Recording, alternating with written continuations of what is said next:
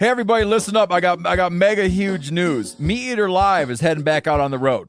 That's right. Join me and the crew. Clay Newcomb, Cal, Yanni, Spencer's going to be there. Phil the Engineer's going to be there. Meat Eater Live, headed back out. Now, when you get every ticket, okay, every ticket you buy, you get a signed copy of our new Meat Eater Outdoor Cookbook. This tour is celebrating the release of the book. Buy a ticket, get a signed copy, Meat Eater Outdoor Cookbook, wild game recipes for the grill, smoker, camp stove, and campfire, which I'll point out is a $38 value. Here's where we're going to go. April 23rd, the Mesa Art Center in Mesa, Arizona. April 24, the Balboa Theater in San Diego. April 25, the Grove in Anaheim, California. April 27, the Crest Theater in Sacramento. April 29, the Union in Salt Lake City. April 30, the Egyptian in Boise. May 1, the Wilma Theater in Missoula. May 2, the Bing Crosby Theater in Spokane, Washington. May 4, Revolution Hall in Portland, Oregon. And May 5, the last day of the tour, Pantages Theater in Tacoma, Washington. For tickets and more information, visit the events page at themeateater.com. Hope to see you at the show. Hey, this is Tyler Jones, and you're listening to the Element Podcast. I wish the best for you. I wish the best, yeah.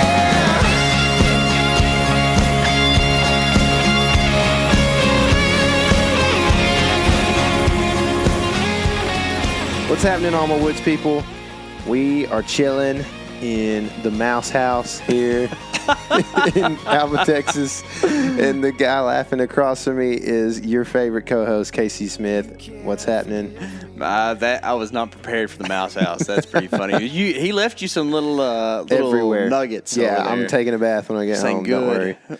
Yeah, so that we're in a room that's like adjoined to my house. It's not like truly part of the house. It's like an add-on or something. I live in a rent house now, but apparently it's not the most mouse-proof place. No, so definitely not. There's yeah, and what's bad is like all my fly tying stuff's in here, so he's gonna get over there and chew on all my bird feathers and stuff. probably going to chew your vice down.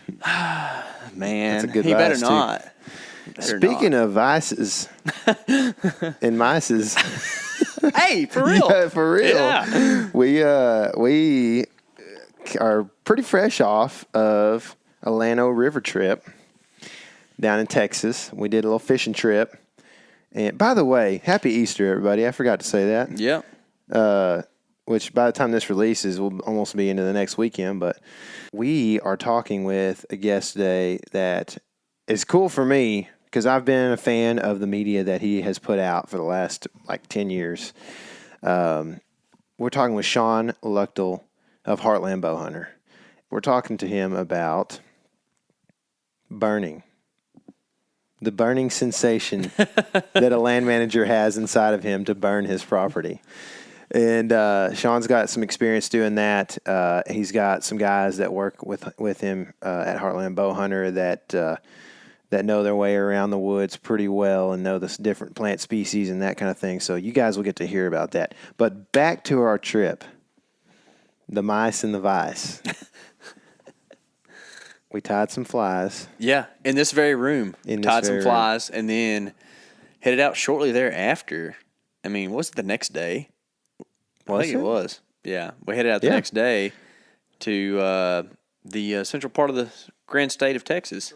So the goal of the trip was to go down there and catch some Texas native species, specifically the Texas state fish, which is the Guadalupe bass, and then also the Rio Grande cichlid, which I'll just go ahead and let you know. One made an appearance, one did not. You're going to watch film and see which ones. Sure. But, man, if you haven't done the hill country thing, go down there, forget about all the wine tours and all that jazz, and go to a river and get somewhere where there ain't nobody else, because that's what's cool. Which, speaking of getting somewhere where nobody else is, we saw that play out.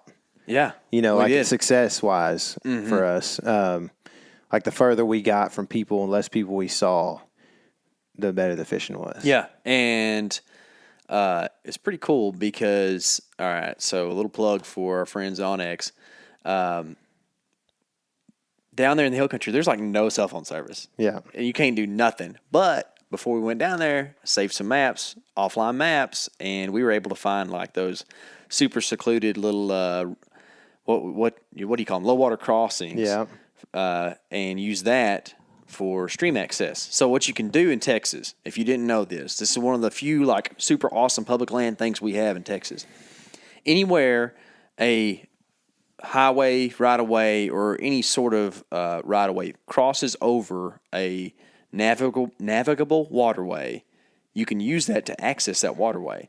So on a lot of these hill country rivers, anywhere you cross it on a highway or road, you can get out there and walk as far as you want to in the stream bed. And that's what we did, and that's how we fished. Yep. And found some really cool spots. Yeah, so we didn't have to have any kind of crazy cool access or pay our way into anything. We just gas money to get down there and slept in the bed of the truck. Yeah. And not the most comfortable night I've had, but slept pretty decent.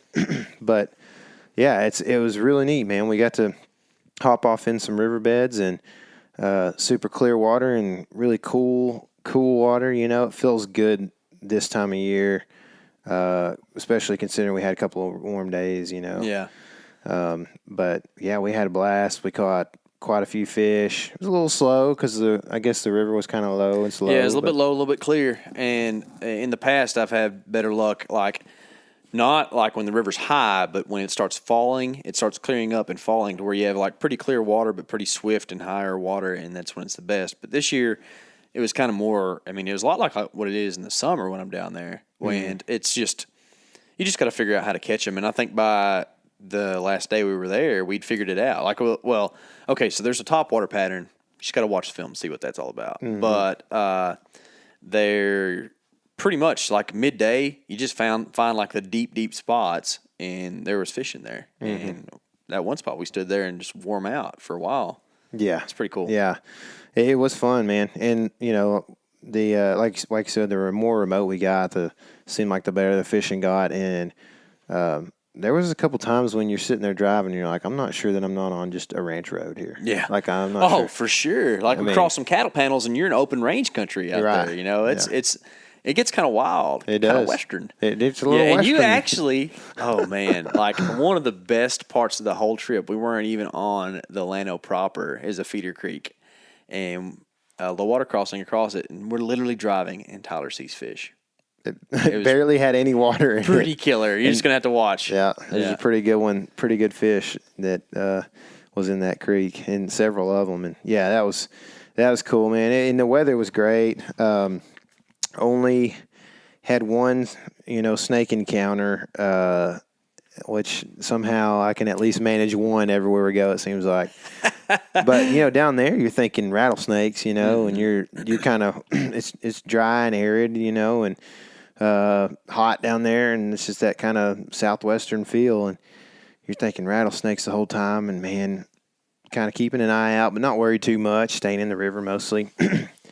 Well, I hear a little, I guess the morning, we made a quick trip out of it, so the only morning we fished there, I'm walking back up the bank, and I hear, and I'm like, what is that? It's kind of behind me at this point, and so I turn around knowing pretty much what it is, and there is a large cottonmouth with his mouth wide open, facing right up at me, and his tail twitching in the leaves and the straw right behind him, making a noise, just kind of like a rattlesnake would do, except for he doesn't have any rattles.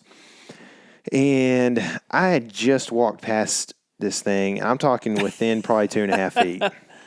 And he was laid out, though. And I guess when they're laid out like that, they can't really strike very far, I mean, they don't have a whole lot of body to spring them out there. About near got stepped on, so I'm pretty sure he could have got it. For sure. I mean, I was very close to him.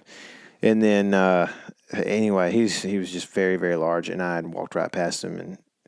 And anyway, we got a little footage of him, but not much. He was just nasty and no point in doing it, But,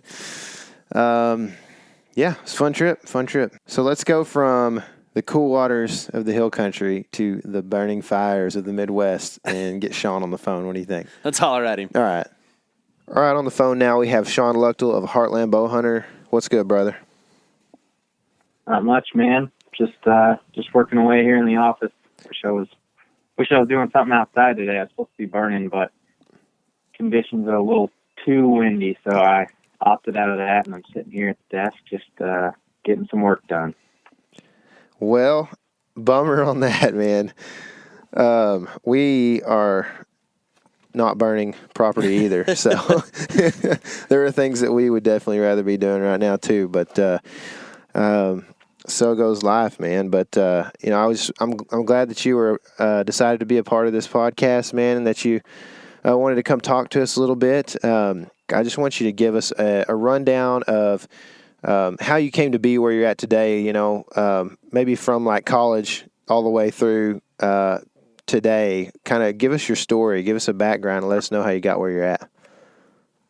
Sure. Yeah. Thank you guys for having me on here. By the way, I really appreciate that. And always look forward to doing stuff like this. It's always fun to sit and talk about what we've got going on and just kind of the new things that are out there that we have going, and kind of tell our story as well, because we do get that question quite a bit. Mm-hmm. Where, how do you guys get started, and where did you come from, or just what's the story, what's going on? So back in high school, myself and Michael Hunsucker, we just became friends through school, and we both bow hunted at the time, and there really weren't that many people in our school that bow hunted, and so just through mutual friends we kind of met, and that was one of the things that we shared together and enjoyed a lot. So we started kind of bow hunting together, and later on in high school, we started filming a little bit, like just jacking around with a handy cam, just nothing serious whatsoever. And then we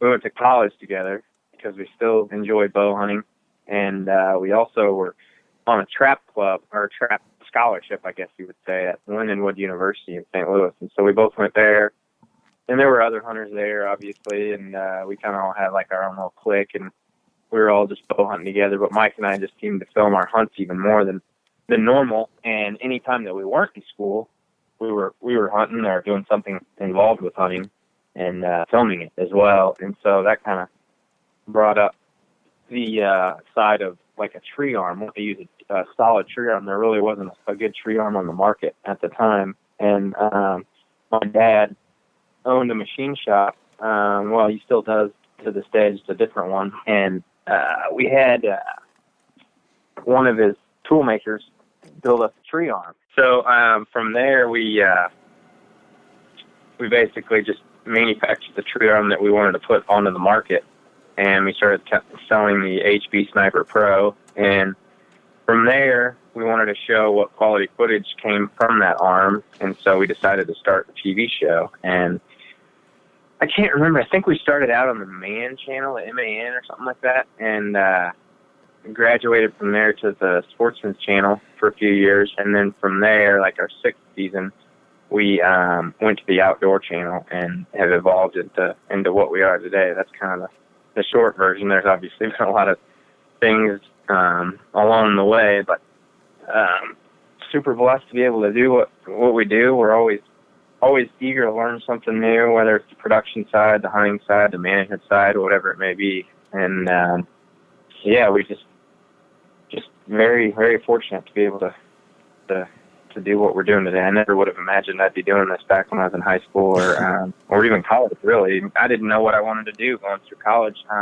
Kept trying to figure that out, and I just decided to get a business degree with an emphasis in entrepreneurship, and I wasn't even sure if I wanted to own my own company, but it all kind of evolved to what it is today, and so here I am.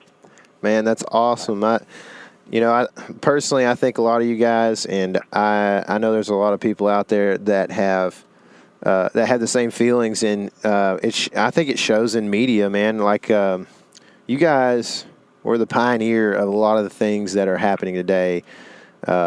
Just in the video film space, it seems like to me that you guys kind of started that upper end production value in the outdoor world. And personally, like I said, I've followed you guys for a long time now. I guess since you guys kind of started season 1. So really excited to have you on the phone, man, and really happy for your journey for sure. I definitely support what you guys are doing. I know you guys have been doing some burning lately, and usually if you're going to be burning, you're probably burning your own property.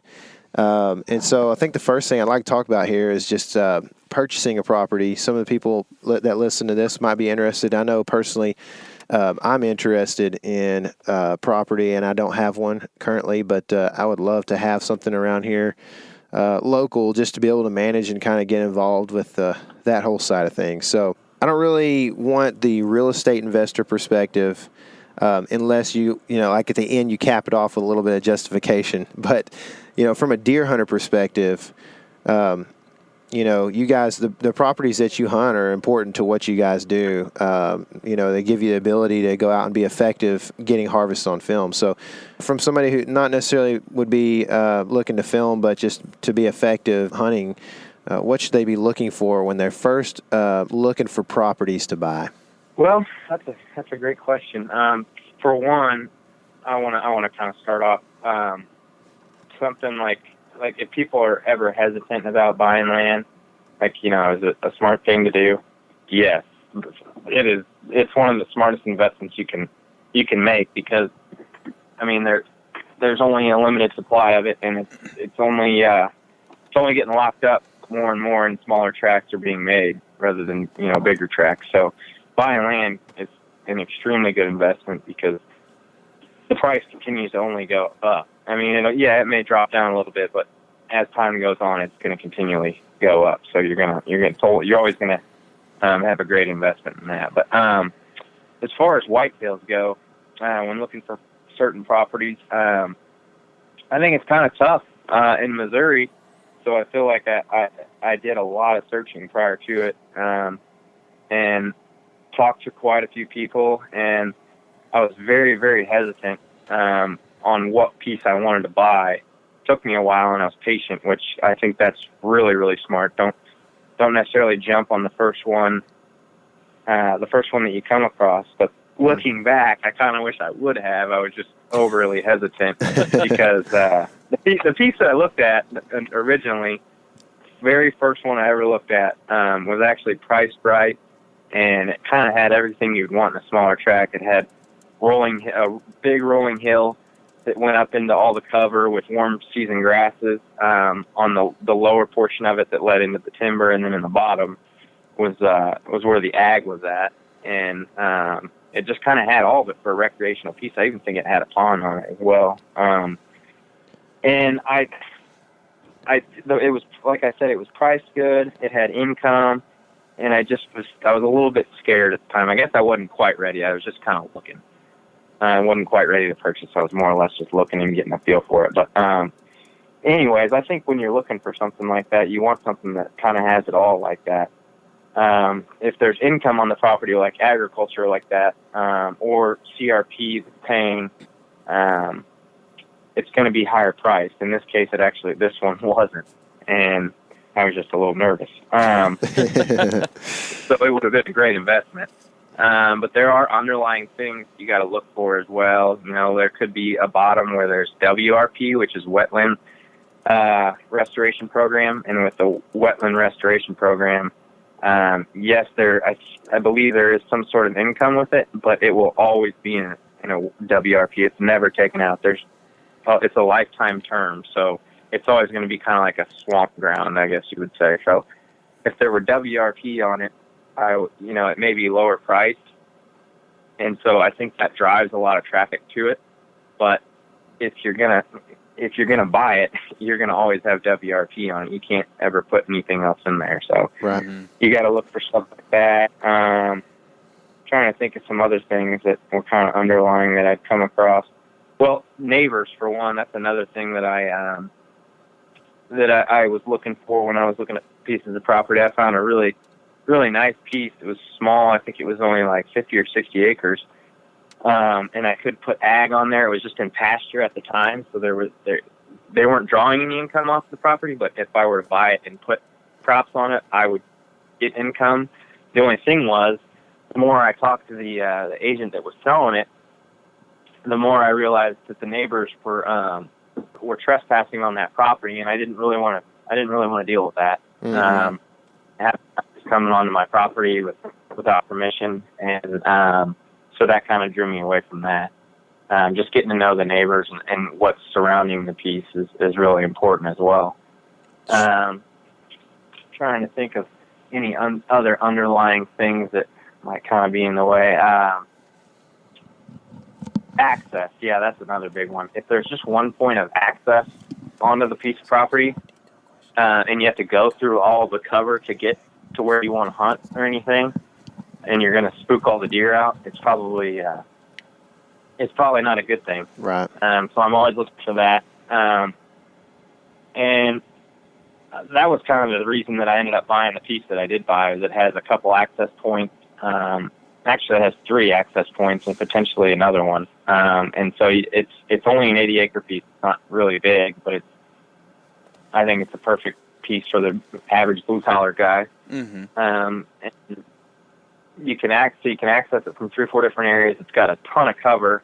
The one thing it doesn't have is any income as far as agriculture.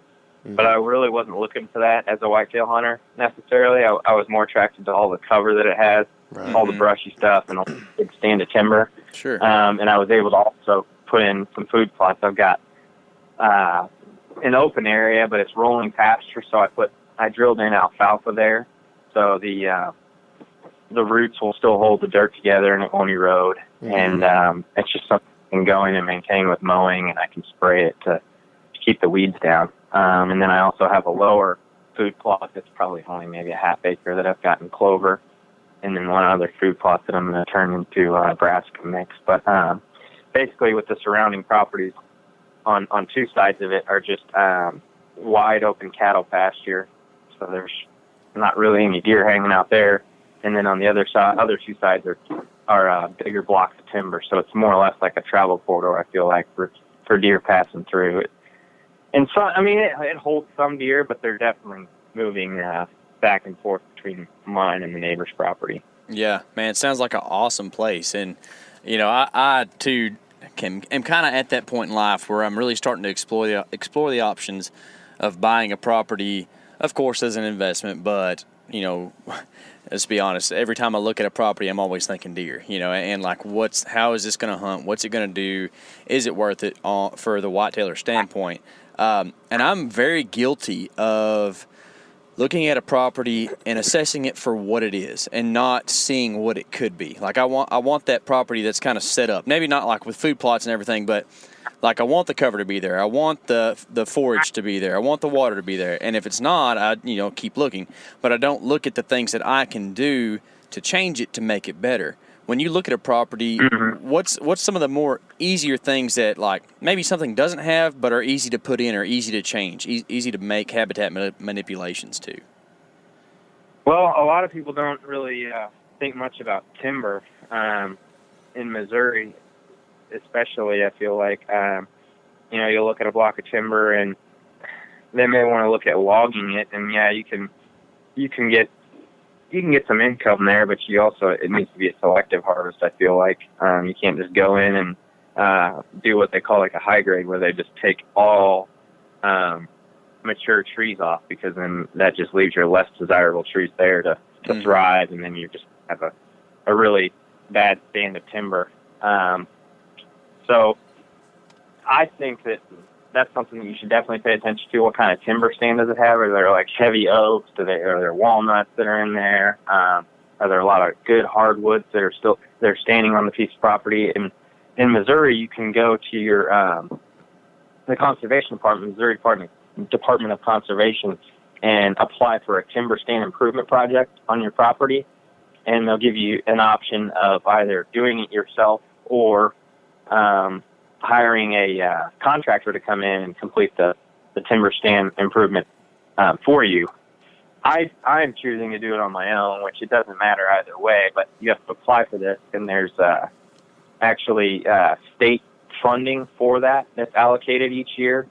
And Missouri has, I believe, the wealthiest conservation department in the country. I could be wrong, but I'm pretty sure. I just know there's a ton of funding there. And so they allocate this money for timber stand improvements. And if you are selected out of the number of people that apply, they will fund you a certain amount per acre for timber stand improvement to be done on your property. And what that basically includes is a forester will come in and evaluate the property and take a inventory of the trees and the timber in this unit that you want to be selected for the timber stand improvement, and what trees are good and going to stay and what trees need to be removed. I could go into some technical terms, but might kind of be above everyone's head. But essentially they're just going to come in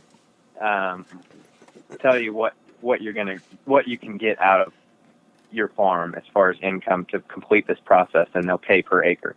You could if you do it yourself, you basically you would have to if you don't know how, you'd have to research how to complete a timber stand improvement and go in and girdle the trees, or basically just remove the less desirable ones and treat them with Tordon, which is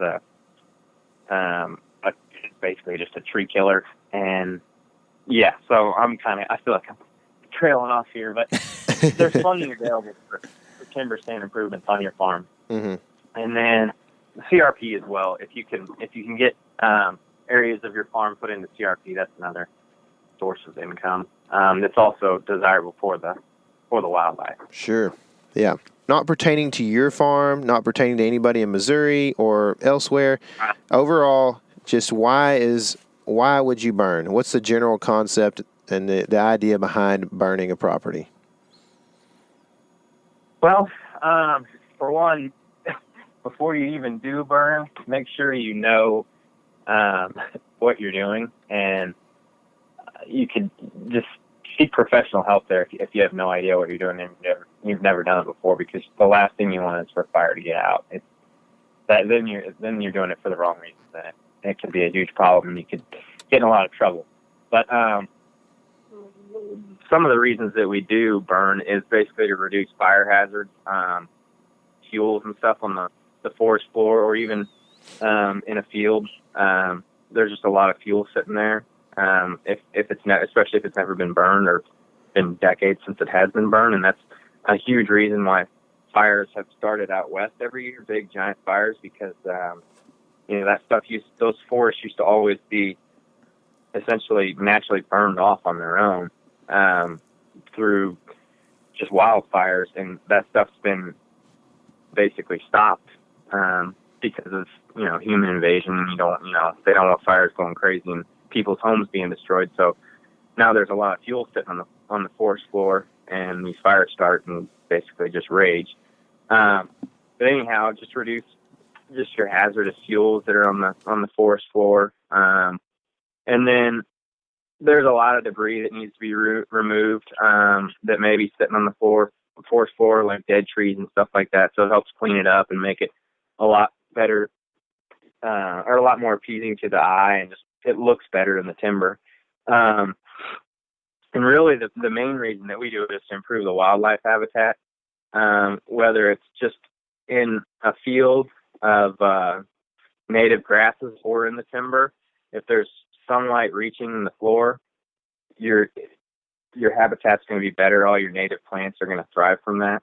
As far as your trees go, it'll help remove less desirable small trees, or some invasive species. Not all. Some of them will thrive from it, which is kind of a bad thing. Then you have to treat those. But in Missouri, I can't speak for other states. We have it's called multifloral rose, and it's just a nasty invasive bush that's thorny. And if there's sap flow going through it and you run a fire through it, typically if it gets hot enough, it'll burn that plant up and it will not come back. So it helps remove that. So if that's being removed, all your leaves that were sitting on the forest floor are removed. Now your other plants, like your native forbs and other plants that are the seedlings that are on the floor, are actually exposed to sunlight, and they can grow. So it helps do that. It helps manage competing vegetation, like I was saying. Maybe there's, 5 little saplings coming up right next to each other, and one of them, 3 or 4 of them are weak and 2 of them are really strong. Well, it's going to eliminate those 3 probably, and the other 2 are going to thrive and outcompete the smaller one. Mm-hmm. Yeah, that's what it does there. With the grasses, it just removes all that thatch. So like the dead grass that fell over from the year before, once it went dormant, it helps remove that. And so then when the grasses, cool season or warm season, come back up in the spring, there's not all that thatch that has to grow through. So this year, what projects are you working on? What are y'all burning and why? Basically just a few different savanna grass areas, open grass areas, and then some timber. But like I was saying, we have one area on my dad's farm. I haven't done it on mine yet, but we just completed a timber stand improvement project on a block of timber. And so most of these trees, not most of them, but like a percentage of trees were removed.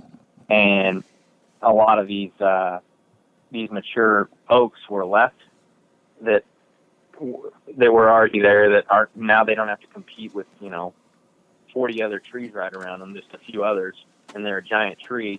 That also opened up the canopy to where sunlight can reach the forest floor, so we're burning the timber floor so that all those plants and other small trees can thrive on the forest floor and come back up.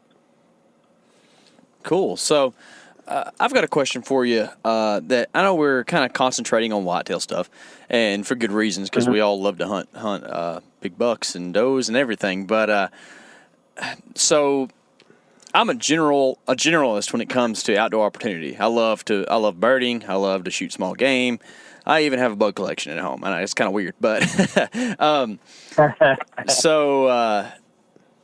Do you ever take like time of year into consideration or anything when it comes to these burning, like, say a warm season grass thicket that grew up, where you're trying to get rid of that thatch and all that from the past seasons? Do you take time of year, or just like, say, the small game, insects, birds, or whatever may be nesting in there at that time of year?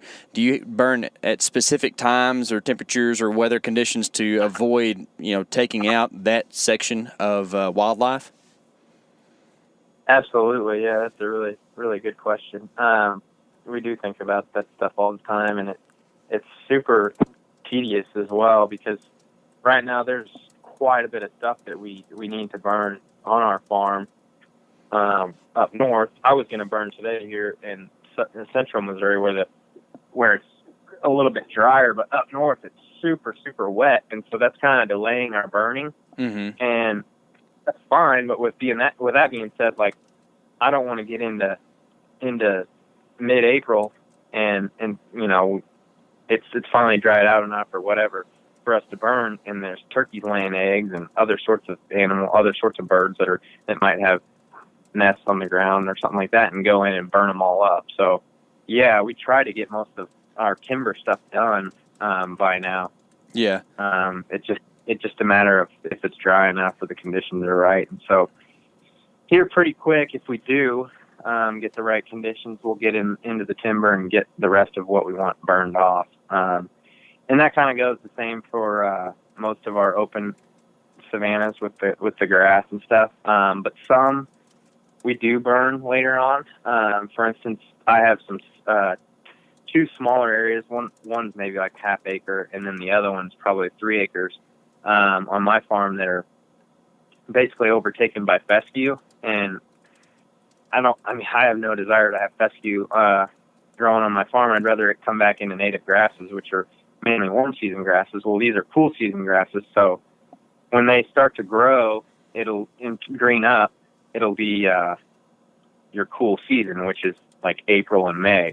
Mm-hmm. And so if you go in and burn those as they're starting to green up, it'll really knock them back quite a bit, to where the warm season grasses can actually come through in July and June and July and start to grow through where you just burned and outcompete that fescue.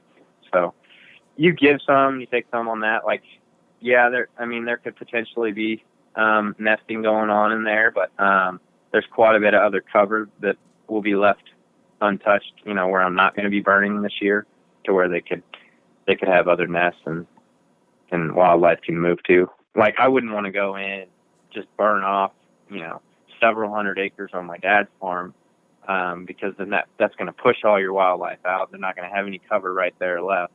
Mm-hmm. So we do it in certain small units throughout, so that they have a chance to move. And we don't burn off, we don't go and burn off the whole farm each year. It's just small units in different places each year. And so we'll give areas a break for 1, maybe even 3 years each time. Yeah, so it sounds like there's a pretty narrow window in there when it's, like a good time to burn. And I guess it's all dependent on what you're trying to do with the property and all. Yeah, and like you could start in January, February if the conditions are right. But that's another thing we run into is I don't want to go in and burn off the cover that we have for the deer, and especially if they haven't shed yet. Yeah. So, it's going to drive them off your farm, and then they're going to be over on the neighbors, and they're probably going to shed over there, and you're not going to find their sheds. Yeah, those pesky but neighbors. Yeah, I mean, that is how I'm sure pretty much 99% of us are thinking. You want the buck to shed on your property. Sure. Yeah. And so yeah, we try to pay attention to that as well. Yeah. So I would think that the burning is it's not a yearly thing, so you kind of have to keep up with what you've done where. Do you have any specific way of remembering hey, I did this place 4 years ago and it was intensive, or we did a minor burn here, or are you good with your mind like that? You can just keep up with it. We've pretty well kept up with it. Yeah. If we were more organized on that end, I think we probably could write that stuff down, but we haven't. I've yet to run into something like that to where I forgot. Last year conditions this time of year were unbelievable. It was super dry up there. It was actually too dry most of the time, to where we were under burn warnings, and we'd get low. That's another thing. I don't know if anybody's familiar with it or not, but when you do burn, the conditions have to be right as far as the humidity levels. They need to be below 50%, and your relative humidity. And if it gets down to 30 or below, that's when stuff can really light up. I mean, their clothes could catch on fire no problem when they get that low. And that's what was going on last year when it was so dry. So we'd go and we'd light stuff up, and those fires were braids. They had a lot of heat, and you had to be super careful to make sure your fire didn't get out of your line or anything like that. And it was good because we got a really hot burn in some areas in the timber where we haven't done TSI yet, or we just had a really bad stand from the previous owner. He went in and had a lot of the mature trees cut out of there, so we've got a lot of softwood trees and stuff that we didn't really want. So that hot fire went in and really torched some of those trees that we didn't really want there. So that was kind of cool, but at the same time, it's all right, you got to be really careful. Yeah. So, I mean, what's the best way to kind of curb the anxiety of burning for somebody who's never done that? There is a ton of information out there online. That's really, outside of Joel, one of our guys, he works for the conservation department, so he was extremely familiar with how to do a prescribed burn. But prior to that, other than that, I've researched a lot of it on my own, and there's also workshops that our conservation department puts on, where I'm sure you can find all sorts of different stuff online as far as other workshops in your area that might be going on. I was going to ask if you'd taken any classes or anything to learn more about this. I should. I should. It's easy for me to sit here and say that I feel like I know it all. But as soon as you think that, you definitely don't. So I have not, but I have looked into quite a bit of stuff online. And being around Joel, he is certified in that stuff, and he's actually gone out west and fought a lot of fires. So being around him and kind of mentoring him and seeing what's going on, I've learned quite a bit. Something else that I meant to say is the number one thing that we actually use to keep our fires in control is a backpack blower. I remember the first time that I learned about that. We had a backpack blower out there, and it was like, what do we need with this thing? Why do we have this? I just always think it was you put it out with a rake or with water or something. Mm-hmm. Well, you can't haul that much water out there. So yeah, we use a backpack blower and just you blow the fire out, and it works extremely well. That's definitely the number one thing to use to control a fire. But like I'm saying, like it's best to be educated on any of this stuff prior to ever doing it. Wind speed, you don't want a real high, because then your fire could burn out. And another thing is to use a disc and disking your burn line so your fire can't get out. But yeah, I would just say highly recommend just looking into the right ways to do it and go about it.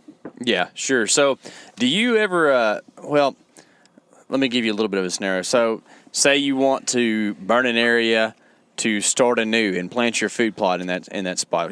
Say you're planting clover or something that needs a good seed bed, as opposed to like if you're just going to burn an area to kind of control the amount of grass that is built up there and have the same stuff come up again.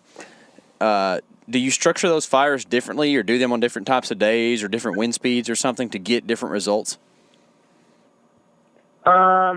Not necessarily. As far as burning for a food plot or just burning like grass to promote other grasses, it's kind of all relative there. If you want it to be dry enough, regardless, to where you're not just burning off a little bit of thatch on the top and then everything underneath that's wet stays there. You want it to be dry enough so that pretty much everything is removed and burned off.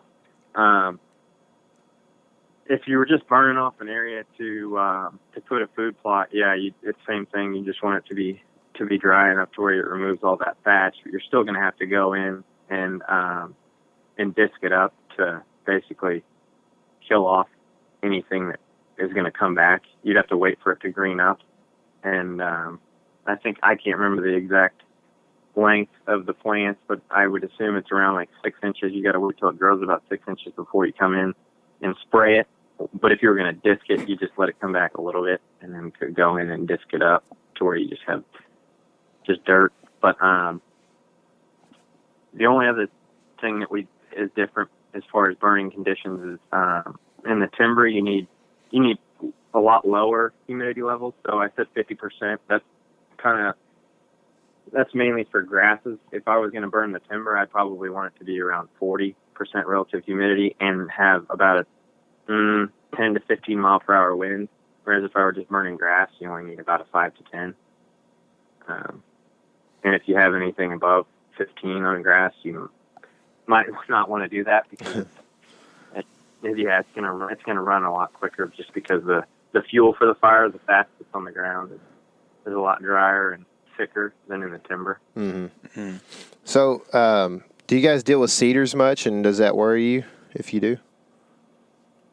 You're talking about the tree, right? Yeah, like when you're burning the timber, I mean, whether it's dead or green, a lot of times I've seen some cedars go up pretty quick.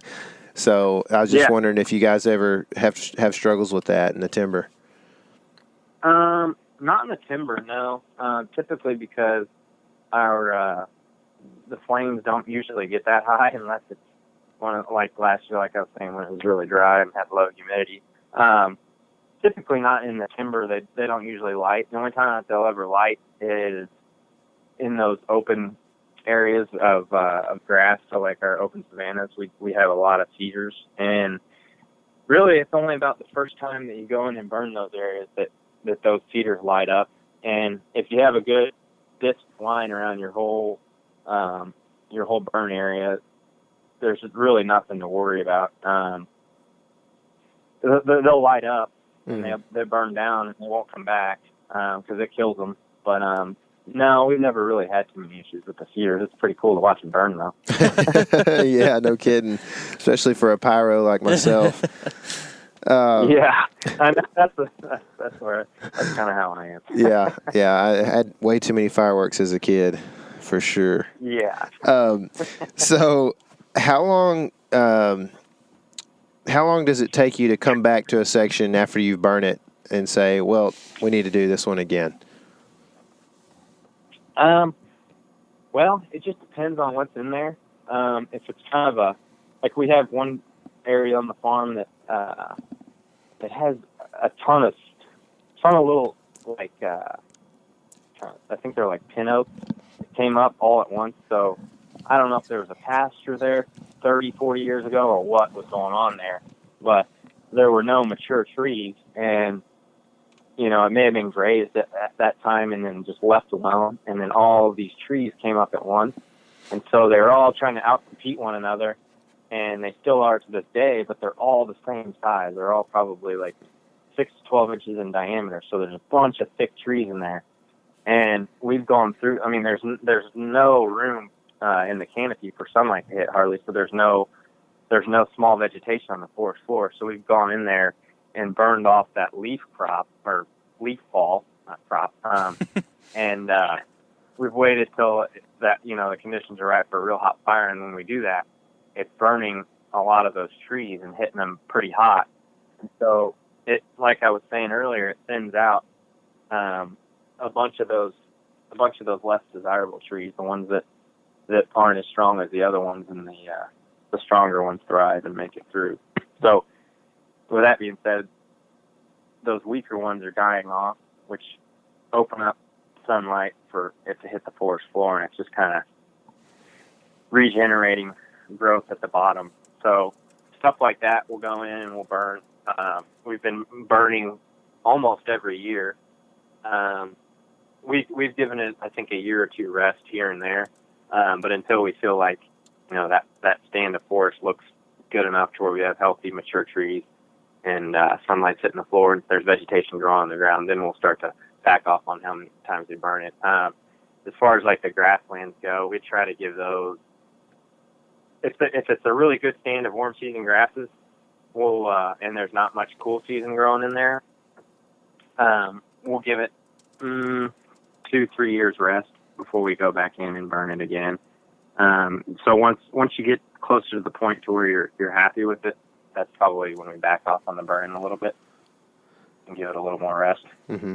So are those grasslands, are they regenerating in 1 year enough to give like adequate cover for deer? Yeah, it just kind of depends on what was there to begin with when we got the place. I was actually just looking at pictures the other day. I think my dad purchased his property.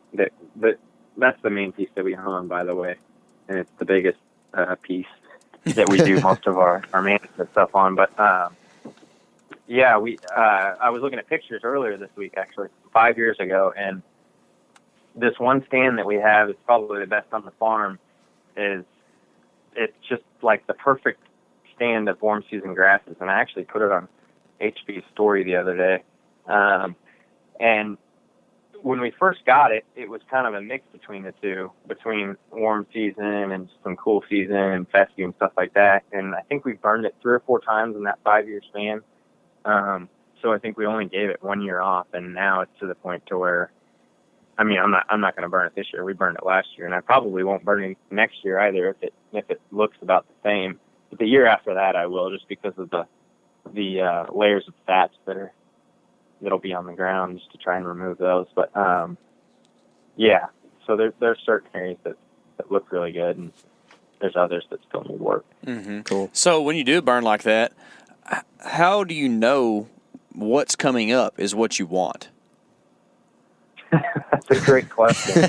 Yeah. And I'll give credit again to Joel on that. That's another thing that I've been learning as we go, is what is good and what's bad. There are invasive species that'll thrive off of that fire that I wouldn't have known otherwise about if I hadn't kind of mentored Joel on that. And he, like I said, he learned all this stuff working for the Missouri Department of Conservation. But all this information is also online, which I've researched as well on my own, because I've asked him so many times, what's this, and it gets to be probably repetitive with him, and then I want to learn a lot of it on my own when I'm sitting at home thinking about it. So I've researched it. It's just something you really have to learn. It's not like you're going to go out there and know what's good and what's bad. We want the warm season grasses to thrive, and then the native plants that come up in the spring after we burn. We'll burn, for instance, one of these grasslands, and we'll go walking through there a month into the spring or during turkey season or whatever, and Joel's calling out all these different types of native plants that are popping up. So, he's like, oh, there's Indian paintbrush. Oh, like all these different names, and purple coneflowers coming up right there. Just all sorts of native plants are coming up. And so a lot of it I've learned through him, like I was saying, but the invasive species are like Sericea lespedeza, and that's just a native, like not native, but it's a plant in Missouri that's actually found kind of all over the place. And if you go in and you burn that, it thrives off of it. And once it spreads like fire essentially, and it chokes out all of the other plants below it. And so after a few years of burning it, your whole field would probably be covered in it, and that's all that would be growing there. So when you run into something like that, it's more or less you got to know what you're looking at and what you're looking for and what you're burning. And if that stuff's growing, you need to kill it. And again, you just have to research what to kill it with, whatever the plant may be. Like that stuff you kill with a product called Pasture Guard. So, So at that point, what's that? I'm sorry. So at that point in time, you're resorting to spraying as opposed to burning. Like you got to bring in a different type of implement. Yeah, and that's another time period when you have to do that. We do that one in the summertime. Once the plant's kind of like that invasive species has basically matured, and it's got all got all of its leaves and everything, or whatever it would be called, that it grows. And then it has, if you do it too late, it won't absorb the herbicide, and it won't be applied. So you have to do it when it's like fully bloomed or whatever, to where it's absorbed. And by the way, on all of this stuff, I'm still learning. So I might sound like I know exactly what I'm talking about, but I'm still learning all of it. I'm not an expert yet. You know way more than I do, so I'm glad to get to pick your brain on it. Yeah, I'm just reiterating the knowledge that I've learned in the past 5 years. That's all anybody does. Like, there's no new knowledge. We just learn something from someone else and then tell the other person. But, so you're doing good, man. So around here, pretty much all summer, the deer just chowed down on forbs, like goldenrod and stuff like that. Is there a specific way to burn to promote the growth of forbs? Like, is there a time period, or how would you do that? Other than what we've been doing as far as burning this time of year before any vegetation has come up, that's the only thing that I know to promote forbs, native forbs. Unless there are, like I was saying, unless there's fescue growing there or an invasive species. And I'm not sure if fescue is labeled as an invasive species or not, but I do know that it really chokes out everything else. You can go in also, and you could burn it this time of year before it's greened up at all. And I guess I'm referring to the Midwest, maybe not down there where you guys live, because everything's probably greened up. Yeah, yes, it's pretty green. Yeah, it's not here, but yeah. So like if it hasn't greened up and we went in and burnt fescue, it's just going to promote it and it's going to thrive off of it. Yeah. Because your cool season month's about to happen. So if I did do that, I would go, and I wanted to get rid of it, I'd go in, like I was saying earlier, when it gets to about 6 inches tall or whatever, or 6 inches to about a foot tall, and I'd go in and spray it with Roundup just to kill it. Yeah. Okay, cool. So your native, some of your native forbs maybe coming in a little bit with it, but at least, and you may kill them, but your main objective is to get rid of that fescue first. Yeah, sure, and that'll get it done. So I guess being where we're at and having an early green up can kind of be a good thing for burning purposes, at least if you're trying to get rid of, like, something undesirable like that fescue. We get that green up earlier because our cool season's earlier, and it gives us, I guess, more of a summertime growing season. Now, the thing we have to watch out for down here is that we hardly ever get those humidity days like you're talking about. Like, it's usually just hot and sticky, and then you got to get on things early because at least in our area of the state, there's pretty much a burn ban from June till September about every year. So we have to, be kind of cautious of that. But I guess this is kind of simplistic, and maybe it's just because I'm an amateur at it, but I would think that whenever you're going to burn a piece of property, you don't just light a fire in one place and hope it goes out from there. I've seen it done, I suppose, where you're trying to light a line of fire and then allow the wind to carry it across the property evenly. What's the best way to make that happen? Yeah, that's another really good question. Wind direction is key, and then also elevation, which I'm not sure where you guys are at in Texas, but if you have very many hills and changes in elevation, that also will change it because your thermals and everything else change as well. But like if there were a hill and you were burning into, like, say your wind's blowing into that hill going up it, but once your fire hits that hill, it's gonna go even faster. Once it hits that, it's gonna just rush right up it. So that's something to keep in mind. But with the wind direction, we always light what you call like a black line, and that's on the downwind side of where the area you want to burn. So we'll go in, and first off, you want to make sure it's mist or super wet or whatever it may be on the back side of where you're going to light this. Sure. And light this black line, and then if there's anything going back, like with the wind, you want to put that out with your blower, and then your black line is going to slowly feed upwind, so it's actually going to burn slowly into the wind, and then you'll circle your way back all the way around, and then you'll light your backfire, and it just burns right through your area that you're wanting to burn. Cool. So that's So I've seen a tool that people use. I don't know what it is. I just want to know if you've used it. It looks like some type of like an oil vessel or something, and they just walk down a line, and a drip of fire falls like every foot or so, and it kind of creates like a line for the whole fire to go across. You ever use one of those, or you know what it's called?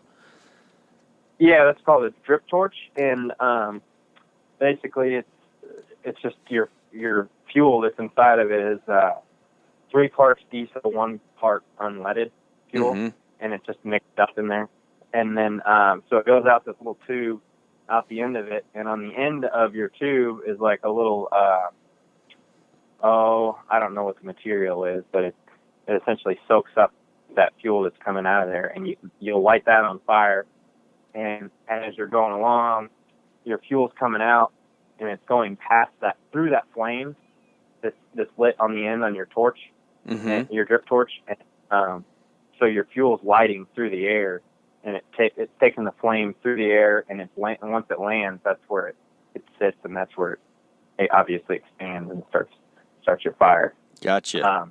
And so, yeah, you don't want to use just straight unleaded because no, that'd be bad. It's too flammable. Well, it won't actually. I don't think I've never tried this, and I wouldn't recommend it. But I don't think it'll actually even. I don't think it would go back into your torch. But like I've had where we've had a bad mix to where we've had a little too much unleaded, and so when your fuel goes through that flame, it burns up before it even hits the ground. Yeah, I could see that. It just won't work. Yeah, sure. Sounds a little dangerous and a lot of fun. So it's kind of my kind of thing. like I was saying, if you're gonna do it, make sure you seek professional help first and do your research stuff, go out there and be a dummy and light a fire and it gets out, because that's the last thing. You want to be extra cautious and safe when you're doing this stuff. Yeah. it can be really effective and good, but it can also be extremely dangerous, and you don't want the wrong thing to happen. Yeah, it's not the first time someone's told me to seek professional help, so I'll take that. Oh man, so I follow y'all's social media pages and stuff, and I see you've been doing a lot of burning, and you find a lot of sheds while you're burning. Do you shed hunt with fire, or do you just end up finding sheds while you burn? Because I would think you wouldn't want the sheds to be as charred, but I don't know. It's funny. It's funny because a lot of times we'll be like, man, like there's such a big block of timber. Like, I know there's sheds laying in there, and we've walked it, and we can't find them, and we're like, we're gonna light this thing on fire anyway. But we walked it enough. I'm tired of it. Let's just look again. Let's just burn. And so we'll burn, and we'll go in there and pick up some sheds. But no, we don't ever intentionally burn just to find sheds because sometimes if the fire is hot enough, it doesn't fully burn them up, but it'll char them up, and then like if it's really hot, the tips will start to, like, your tines will start to break and stuff like that. And, yeah. I mean, they're not as good looking as they once were. So, yeah, we've never burned just to find sheds. Yeah. But it is fun picking them up afterwards. Yeah, it makes it pretty easy to just say, hey, there's a white thing out there in that black stuff. There must be a shed. Yeah, it looks pretty cool. Yeah. Exactly. So, another thing for strange intentional burnings. Around here, oftentimes, habitat's pretty monotonous, and deer can be difficult to pattern, as they are in most places, but if you can get a pattern down, it's good.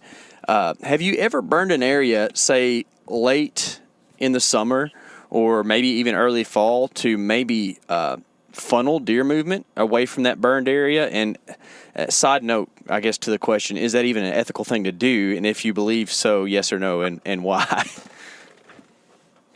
Well, first off, no, I actually hadn't, and I hadn't even thought about doing that either. I never really thought about that.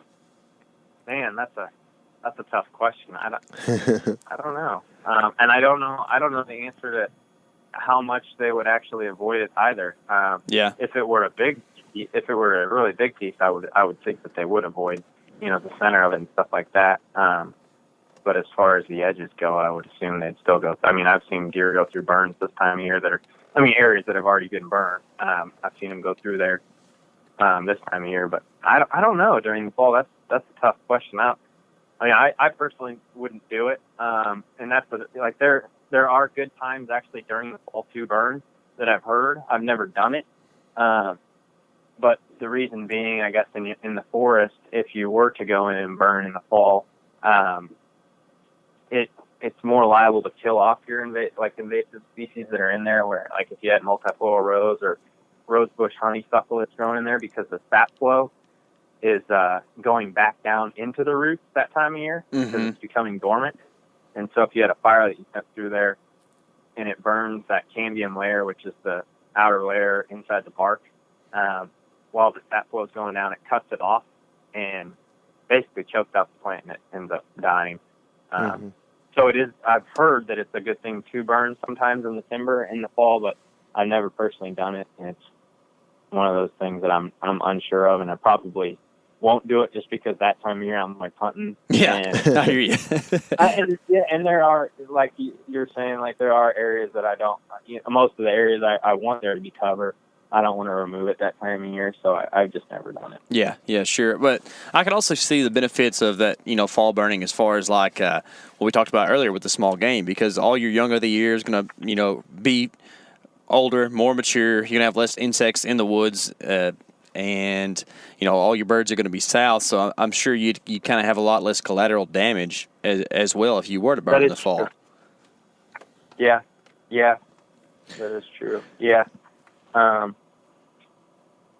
don't know about the fall stuff. That's a different book that I've never opened. I don't know if I ever will, just because of me hunting that time of year and being in the woods. So. Yeah, absolutely. I understand, man. So are you doing anything, like, say you have a big white oak tree and a big block of timber that you want to make sure that thing survives because it's a big draw to your property for deer? Are you doing anything to prepare that tree before you burn to make sure it survives, or do you just burn around it? No, we just burn around it. Yeah. Typically, those big trees. I mean, you have to get a really, really, really hot fire to kill that tree. Because, like I was saying, you have to burn that whole cambium layer around the tree. So you'd have to have a fire that went up probably, I don't know, 3-4 foot or more up that tree, and it has to be really hot and sitting there burning constantly to get inside of that tree.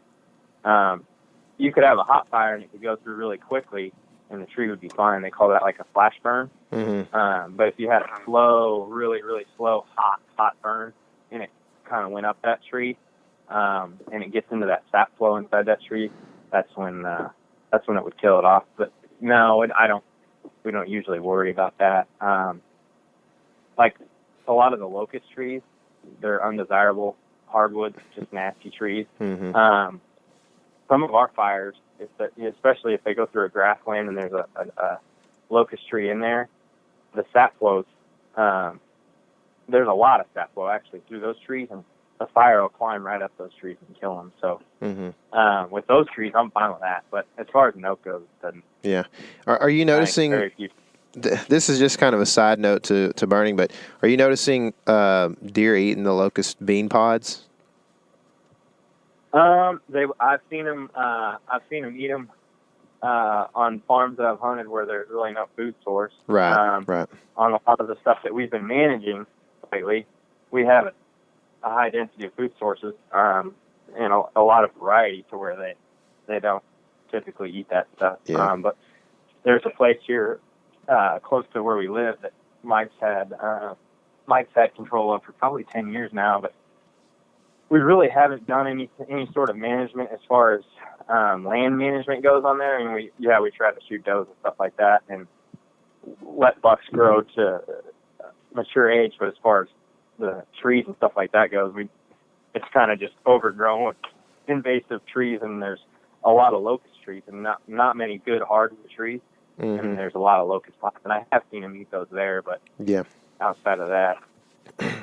Well, cool. So I want to switch gears here just for a couple more minutes here. And, you guys spent some time with the Missouri Department of Conservation recently. What can you disclose about what happened there? Really, the reason that we set it up was we were wanting to hear their take on Missouri's rifle season and why it was in the middle of the rut. And we also wanted to hear their reasoning behind CWD in Missouri, chronic wasting disease, which was found, I believe, the first case was found in 2010 in Missouri, and what their method was of trying to control it and why. And so first off, with the Missouri rifle season thing, us being only bow hunters, I'll be honest, it's a little aggravating having rifle season right in the middle of the rut, because we're in the woods and we spent most of our season in the woods in that time of year. The deer obviously running around, their guards down, and then everybody shows up in their orange with their guns and starts shooting at them, and we're stuck here still trying to bow hunt. So it's aggravating, but their take behind it is it's been a tradition that's been started, and they listen to the hunters' feedback. People fill out their surveys at the end of the year, and for the most part, the ones that have been sent in have all said that they want to, not all of them, but the majority have said that they want rifle season to be kept during the rut. And if that were to be changed, for one, people would have to say they want it moved, and two, they have to look at other options of how they're going to also control Missouri's deer population, because we do have a very high density of deer. Some people might say otherwise. This is based off of many surveys and a lot of data that they've captured to come up with this stuff. And so those things would have to happen to get it moved. I think we're a rare case as far as what we've got going on. We've got a pretty good chunk of land, and we try to manage it the best that we can. We've got a high density of deer. We try to keep the ratio in check as far as bucks to does. Not very many people necessarily have that luxury like we do. So it's not just up to us if we can have it moved. We just really wanted to hear what they had to say and, what would influence that to have it moved. Right. And it's essentially up to the population of hunters and the majority of what they want. So if anybody out there has, has something that they want to see changed, they need to make sure that they voice their opinion to their conservation department and For sure. fill out any surveys that are to them. That's one thing that I think that a lot of people neglect, including myself. I've done it before. I've gotten that in the mail and been like, oh, this nothing's going to change here. Why would I fill that out? They're not going to listen. Well, they do. They showed us the data that they have on that, and if you ever wanted any of that data, it's open to the public. Mm-hmm. So, on that side, that was their take on rifle season. And then chronic wasting disease, that's something that I think everybody needs to really be aware of. It really opened up my eyes. I wasn't too worried about it prior to that meeting. I didn't think that it was, that scary of a subject, but it really is. I think that the nation's deer herd is definitely threatened by it because it is such a fatal disease. And I know people think that, it's never killed any deer. They may get it, but it doesn't actually kill them. They live it out. Well, they don't. They actually do die from it. And it's extremely fatal, and it's extremely aggressive as well. And so Missouri's take on it, which every state has their own take on, if it's in their state, if they all have their different models. Some states choose not to do anything about it, and because they may not have found very many samples of it in their state. But Missouri's take on it is if they find a sample, a positive sample of chronic wasting disease in the wild, they go to that area, they set up a perimeter, I believe, 5 miles around it, and around where that was found, and they seek permission from landowners to eradicate deer. And by doing so, they're trying to kill as many deer as they possibly can in that area, which I know it does sound bad, but you got to think big picture here. They don't want it to spread. So they're creating a radius around this area, eradicating the deer, sampling those deer, every single one of them they've killed, see if they've come up with more positive samples. And in not most cases, but some cases, if they haven't, they feel like they've caught it early enough to where it can't spread, and they remove all the carcasses. And that's something else that people need to be aware of as well, as proper carcass disposal, especially if there's CWD in that area, because if you don't properly dispose of the carcass, it can spread from the soil to other deer. Right. It's transferred typically through saliva. So, like if a deer died that had CWD and its bones and flesh went in the soil, and another deer comes along and just happens to lick that area, he could potentially have chronic wasting disease. And then, he goes and drinks out of this puddle over in another area, and other deer drink out of that puddle, and, they pick up his saliva, and they could potentially have it as well. So it can spread very aggressively, and it's a serious disease that I think people need to kind of be educated on and look into. And I know that nobody wants the conservation department to come in and eradicate all the deer in there. I completely understand that. If it were on our farm and they were like, we're going to come in and eradicate all the deer, I don't want that to happen. That's going to really suck pretty bad. But I also don't want it to be spread throughout the entire state, and then all the deer end up dying from it. So it's something that I think everyone needs to look into and just learn more about and what their state's doing to prevent. Absolutely, man. A couple of things that I would say in response to what you just said is we feel your pain with the rifle season down here in Texas. We have, it starts first weekend in November, and next year across the state we'll go 3 weeks into January. So we cover all phases of the rut. We have to deal with that too, and it's and I mean, not to say that I haven't shot a few deer with a rifle either, but yeah, it's definitely lengthy here in Texas.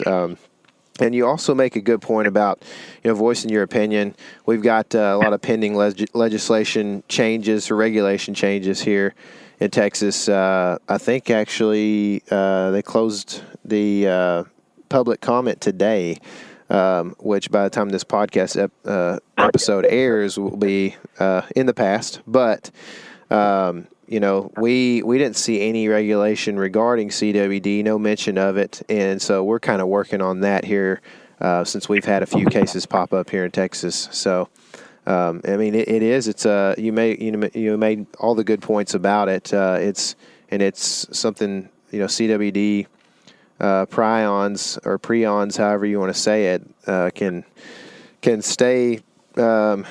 Stay in habitat in the soil, in the grass for a long time, they say. So it's a scary thing.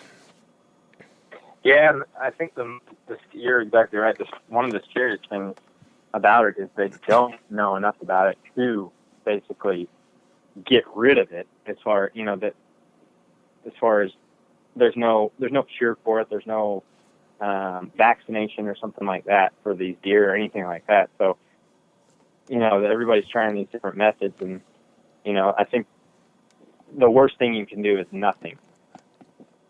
Do nothing about it and ignore it. That's the worst thing I think you can do about it. But educate yourself as much as you can on what information's out there. Yeah.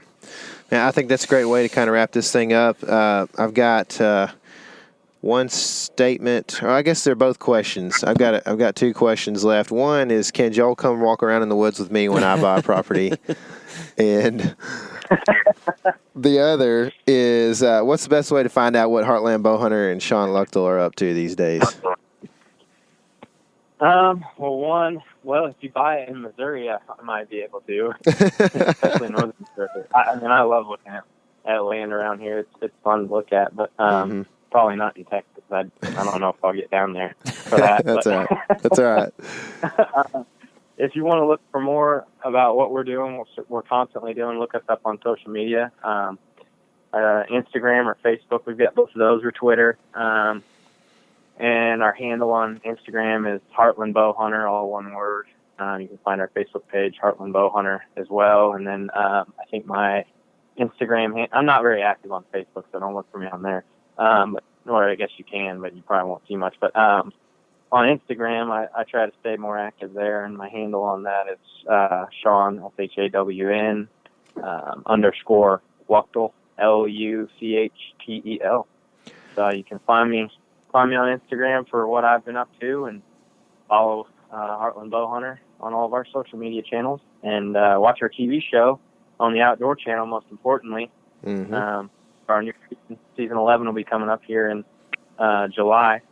Other than that, we've got content on Carbon TV. We've got full strut turkey stuff on there, and then Behind the Draw, which is some another mini series of extra content that we have also. So that's awesome. Appreciate you guys having me on. Yeah, man, I appreciate you coming on and imparting some of the knowledge that you've learned. So I guess good luck in this off season, and I look forward to seeing the new season.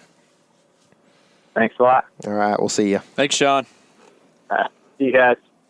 Well, I'll tell you what's burning within me more than burning property is buying a property, because you can't burn a property if you don't have permission to or own the property. And man, I just want a property so bad. Yeah. I went looking today. What'd you find?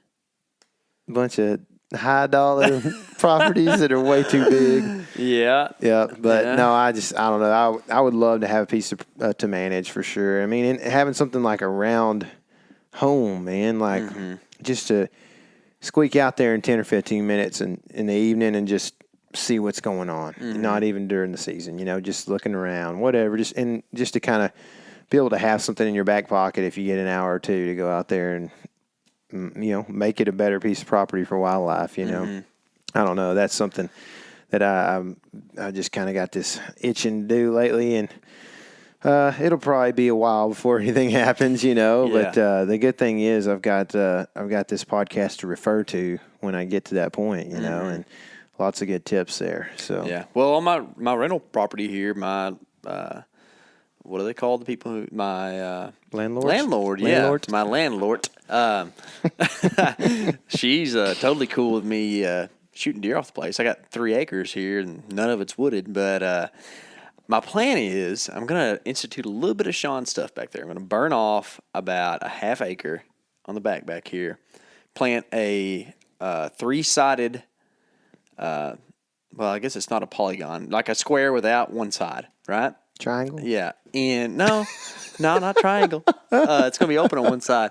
But plant like the perimeter in Egyptian wheat. Okay. To where it's like a visual shield. And on the inside there, I'm going to plant some sort of like green. I don't know if it's going to be like peas or something like that or what, but something to get the deer going in there. And I think it's going to work. So your one side that you're leaving open is facing here? Facing the woods. Oh, okay. Mm-hmm. Didn't know So if you were going to try the to property peek into behind it. me, I'm straight up going to draw the deer off of this other property onto my place. But that's welcome to free market enterprise, everyone. You know, like it's a part of the game. And I ain't trying to shoot, a giant trophy buck if one comes in, of course. But I think it'd just be awesome to shoot a doe right here in my backyard. It'd be so cool. So Sure, I hope man. to do that this year. Well, good luck, man. Thanks. Yeah, if you need any supervision, let me know. I will. So you're going to actually burn it, though. Yeah. That's yeah. cool. Have you been out there in the back yet? Yeah, I don't think you have. I mean, we did some stuff out there. Did we? Okay. Yeah. Yeah. Some Okay, so activities. some of it's like, it's not, it's hard to say. When it grows up in the summer, I think it gets to be like knee-high Bermuda mixed with some berry vines and junk, which none of that is very good for deer food, right? Like the berry, like the leaves and the blackberries themselves are, but the vines, they're not going to eat the vine, you know? So I think if I go out there and burn it and till it for that half acre, might be doing something. Yeah. Well, that'll be interesting to see. We'll have to, maybe we can put something on the website that's like the progress of the plot, and then like throughout the fall, like trail camera photos from it and That'd be stuff, cool. and like just show the process. You know? I also had hogs like literally root underneath my back porch last night. I saw that, dude. Yeah, it's on the Instagram story. You sure they weren't mice? Yeah, I'm pretty sure. A little bigger, but not much. I don't know, dude. Some big old poops around here. Yeah. Well, I guess that about does it for us. If you guys have not yet, there's a travel podcast that we did, and it's a part 1 and 2. Make sure that you've listened to part 1 before 2. But that was one of the funnest things we've done, was doing that podcast and just dreaming of all the spots Shawn had to talk about.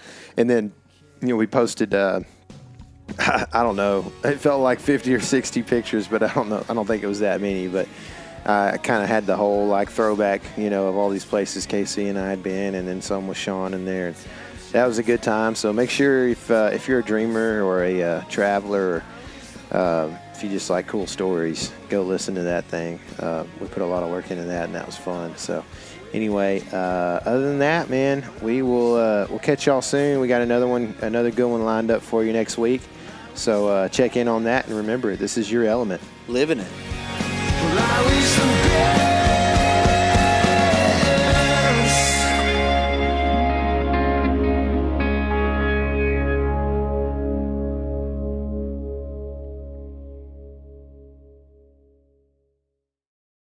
Hey everybody, listen up. I got mega huge news. Meat Eater Live is heading back out on the road. That's right. Join me and the crew. Clay Newcomb, Cal, Yanni, Spencer's going to be there. Phil the engineer's going to be there. Meat Eater Live, headed back out. Now, when you get every ticket, okay, every ticket you buy, you get a signed copy of our new Meat Eater Outdoor Cookbook. This tour is celebrating the release of the book. Buy a ticket, get a signed copy, Meat Eater Outdoor Cookbook, wild game recipes for the grill, smoker, camp stove, and campfire, which I'll point out is a $38 value. Here's where we're going to go. April 23rd, the Mesa Art Center in Mesa, Arizona. April 24th, the Balboa Theater in San Diego. April 25, the Grove in Anaheim, California. April 27, the Crest Theater in Sacramento. April 29, the Union in Salt Lake City. April 30, the Egyptian in Boise. May 1, the Wilma Theater in Missoula, May 2, the Bing Crosby Theater in Spokane, Washington, May 4, Revolution Hall in Portland, Oregon, and May 5, the last day of the tour, Pantages Theater in Tacoma, Washington. For tickets and more information, visit the events page at themeateater.com. Hope to see you at the show.